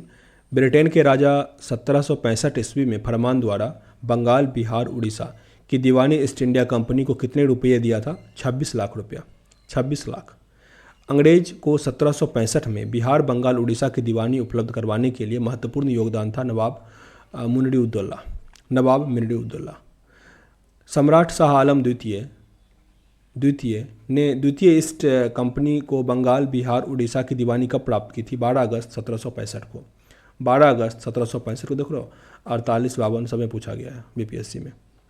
आगे प्रश्न है आपको 1770 में बिहार में प्रांतीय परिषद की नियुक्ति की गई थी। उस टाइम में अध्यक्ष थे जेम्स अलेक्जेंडर। बिहार ने धीरज नारायण, सिताब राय और सैमुअल मिडल्टन की 3 संसदीय परिषद कब बना था? 1766 में। 1761 में बिहार का उप प्रांतपति कौन बन गया था? तो यह है राज बल्लभ। 1767 में ईस्ट इंडिया कंपनी ने राजा राम नारायण को हटाकर किसे बिहार का नवाब दीवान बनाया था? राजा सिताब राय को। राजा सिताब राय। बिहार में कब एक लगान परिषद का गठन किया गया जिसे रेवेन्यू काउंसिल ऑफ पटना के नाम से जाना जाता है? तो ये हुआ 1770 में। 1770। बिहार में अकाल की जांच हेतु राजस्व कंपनी को पता लगाने के लिए नया बंदोबस्त के लिए कंपनी ने किसे बिहार भेजा था? तो यह है सर जॉन सोर। अब यहाँ से दूसरा पार्ट शुरू होता है कि बिहार में स्वतंत्रता संघर्ष। ये काफ़ी लंबा एक्सरसाइज है, मतलब टोटल इसमें 100 पेज है। तो इसको हम अगले वीडियो में इसको भी 2 पार्ट या 3 पार्ट में डिवाइड करके पढ़ लेंगे। तो यहाँ आपका जो बिहार का इतिहास है प्राचीन, मध्य, आधुनिक, वो कंप्लीट हो गया। सेशन अच्छा लगा हो तो लाइक एंड शेयर जरूर कीजिएगा। इसको 7 से 8 वीडियो में पूरा बुक को हम कंप्लीट कर देंगे। ओके, तो चलिए मिलते हैं नेक्स्ट वीडियो में। तब तक के लिए जय हिंद।